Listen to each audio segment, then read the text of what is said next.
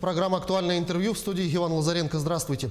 В этом году в Якутии завершат строительство и ремонт более 200 километров автомобильных дорог в рамках нацпроекта «Безопасные и качественные автомобильные дороги». Сколько средств выделено, как они осваиваются и какие дороги и мосты уже введены и приносят пользу населению и региону. Об этом мы поговорим с заместителем генерального директора Управления автомобильных дорог Якутии Семеном Сметаниным. Семен Иванович, здравствуйте. Здравствуйте. 4 миллиарда 700 миллионов рублей. Такая внушительная сумма в этом году должна быть освоена на дорожные работы в республике. Сколько объектов в итоге до конца года будут сданы и на каком этапе находятся работы на сегодняшний день? У нас по национальному проекту 3 миллиарда 153 и 32 объекта. Из них больше 20 мы уже сдали. И сейчас вот октябрь месяц, в конце уже мы еще 3 объекта сдаем, в ноябре 3 объекта сдаем. Ну и так по национальному проекту мы все объекты сдаем в этом году.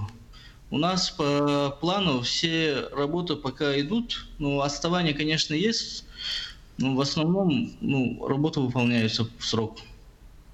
Вот один из крупных объектов не только этого года, но и нескольких десятилетий – это завершение строительства круглогодичной дороги Кобяй. Давайте вспомним историю строительства этой дороги, когда это началось и какие этапы были пройдены, чтобы началось круглогодичное транспортное сообщение. Автомобильная дорога Кобяй у нас строилась в 1996 году, начали строить. Общая протяженность там 132 километра.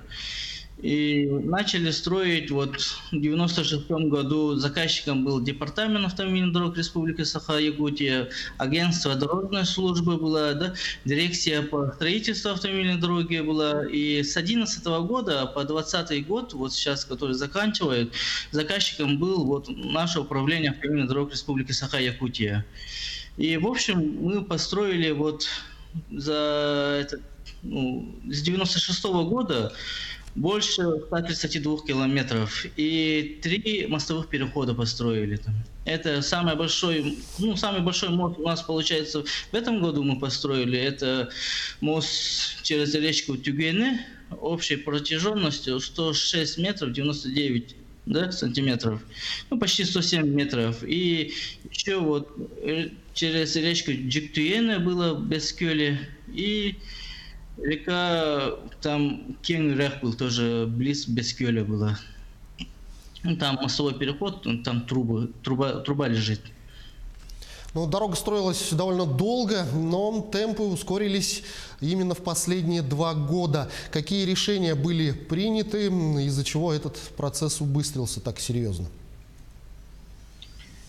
Последние 2 года мы строили в рамках национального проекта «Безопасные и качественные автомобильные дороги», и поэтому контракт подписан был 19 и 20 год, переходящий контракт, и плюс там строительство моста через реку Тюгене, И общая длина контракта была 38 километров, и плюс мост 106 и 99 метров.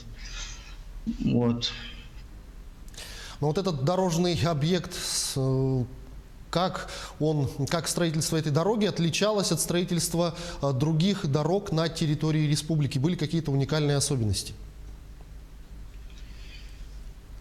Вообще, по районированию, если посмотреть, сам Кобяйский улус, он, получается, стоит в болотистом месте. Основная проблема была в этом, что там грунта, основного такого строительного грунта мало было, и дальность воски плечо длинное было. На дорожную одежду мы возили с Махсоголоха, если это взять, получается, с Махсоголоха до Якутска 100 километров, грубо, с Якутска до Бертикостяха 200 километров, и до Кобяя, до самого участка, получается, от 95 до 116 километров. Основная проблема была в этом, что местность сама болотистая, резко континентальная, как и наша вся республика. Мы это все сделали, сдали объект. А были ли какие-то уникальные технологии, которые применялись в строительстве этой дороги? Ну, технологии, конечно, уникальные, ну, не уникальные были, да, это у нас геосетки, геофарм, да, фибробетон, там на самом мосту мы использовали это Тюгайне, который в этом году сдали мост, да, покрытие фибробетоном было, и там еще бета-боксы использовали для укрепления откосов. Это тоже новая технология, она тканевая, как бы, и прочная, вот, и многолетняя должна она, и коррозию должна все держать. Ну, вот в этом еще всякие разные георешетки, СД-30 было, геофарм был, ну и экостап тоже был. Экостап это у нас как бы ткань с растительными семенами. Для укрепления откосов тоже использовали. Ну а если говорить в целом, что даст районам, по территории которых пролегает эта дорога, и региону в целом окончание этой стройки и запуск дороги в эксплуатацию? Ну, этот проект имеет, конечно, цель организовать круглогодичное движение. Это двух улусов, которые основные там получаются. Вот Кебейский улус и Горный улус. Их соединяет, да? И выход, ну, вообще в Центральную Республику получается вот этих улусов, которые вот. Но в самом Горном улусе там Кюрелях поселок, Бескёль поселок, село Кебей и дальше вот в Кебейские села, дальше, которые лежат, вот Коку и Кальвица, Тея, Мукучу, там они уже близ от поселка Кебея лежат. И в социально-экономическом развитии тоже оно как бы уже улучшение получается, ну, для завоза продуктов, питания, строительных материалов. Ну, улучшений очень много, конечно. Ну вот кроме автомобильной дороги Кабяй, какие еще крупные проекты будут завершены в ближайшее время и как это скажется на транспортной доступности нашего региона? Ну, в этом году в рамках национального проекта мы по всей республике много объектов сдаем. И не только в этом году, и в прошлом году, да, мы больше 100 километров сдали. В этом году около 200 километров сдаем в общем, да. И мы еще мостовые переходы вот Усманскому улусу строим, уже контрактовали, вот Аллах-Юнь, общая протяженность 236 километров.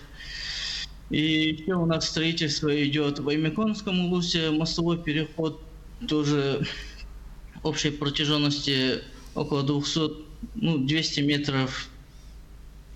И в планах еще у нас стоит вот строительство мостового перехода Минкула в Тампонском улусе, тоже 326 погонных метров длиной.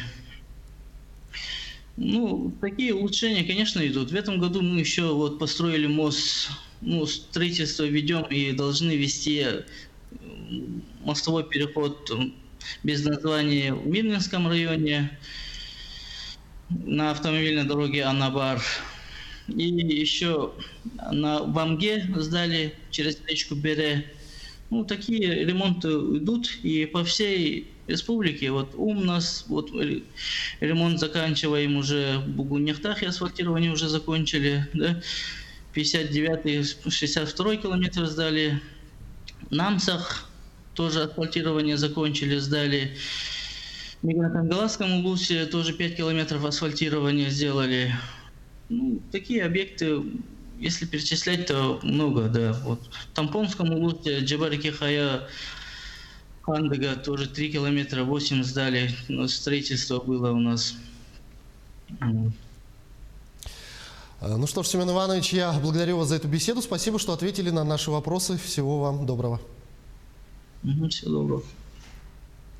Это была программа «Актуальное интервью». О развитии транспортного сообщения в регионе мы говорили сегодня с заместителем генерального директора управления автомобильных дорог Якутии Семеном Сметаниным. Берегите себя и своих близких. Обязательно носите маски, дезинфицируйте руки и соблюдайте социальную дистанцию. До встречи в эфире.